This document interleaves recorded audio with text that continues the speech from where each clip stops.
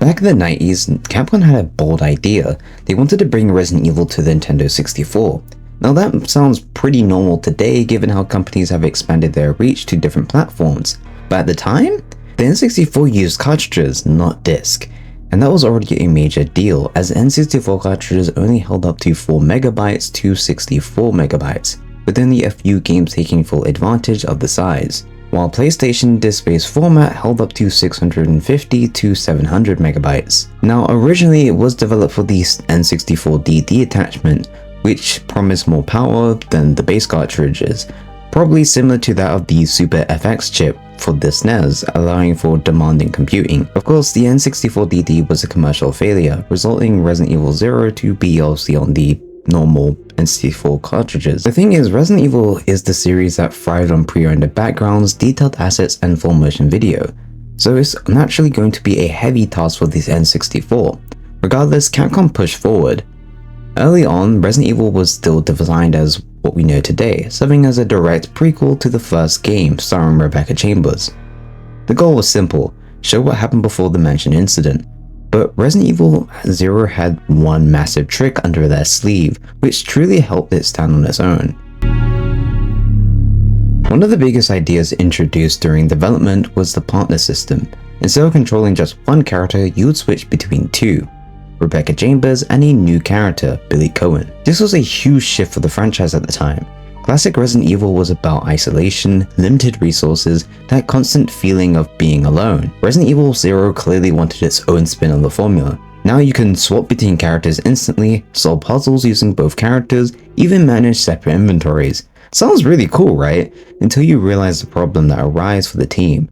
Balancing difficulties, AI behavior, and resource management. It all became way more complicated than previous games, and this would follow the game throughout its entire development. Despite impressive progress, the N64 version clearly hit a wall. Those cartridges just couldn't keep up. Even with the compression tricks, the team struggled to fit everything in. Around this time, something else happened as well. The industry was changing fast. Sony's PlayStation had already proven the power of disc, making it clear the standard for what would come next. Nintendo had already been hard at work on their next major console. That would be among the PlayStation 2 and the original Xbox, so Capcom made a decision. They moved Resident Evil 0 to the Nintendo GameCube. Unfortunately, that meant the game couldn't just be a simple port. Resident Evil 0 had to be rebuilt from the ground up. That's not to say that the jump didn't come with its advantages: better visuals, more detailed character models, high quality audio, more ambitious environments, and more detailed FMVs. This lined up with Capcom's deal with Nintendo at the time, where multiple Capcom titles would release exclusively on the GameCube, including the remake of Resident Evil 0.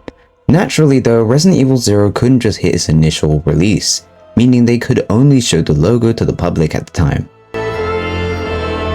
Eventually, after rebuilding the game from scratch, Resident Evil 0 finally released on the GameCube, November 12, 2002 for North America, November 21st, 2002 for Japan, and March 7th, 2003 for the EU. It reviewed well, especially for its visuals and atmosphere, but fans were divided. Some loved the fresh mechanics, others felt it drifted too far from the traditional formula. Understandable, as the item box were flat out removed, which wasn't a hardware limitation. This was actually a design choice, which meant that you had to drop items on the ground.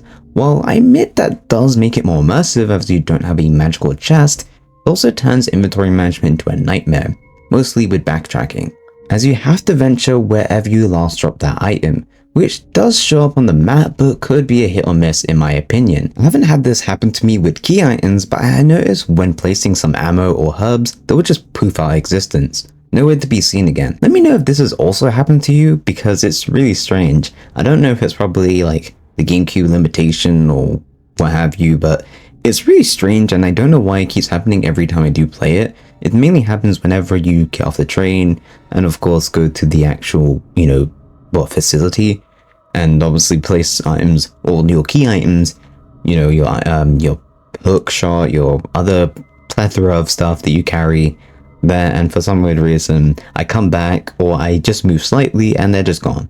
I don't know why that happens, but yeah, just let me know in the comments if that's also happened to you. Honestly, it's a miracle this game wasn't flat out cancelled on the spot. as the development for the N64 was pretty far in development, but clearly they saw potential in this experimental RE title. Despite the issues, I really think Resident Evil 0 is a solid title and a favorite of mine, even coming out on top over games like Resident Evil 5 and RE2 Remake. I know I'm probably going to be flamed, but hey, this is just generally what I think.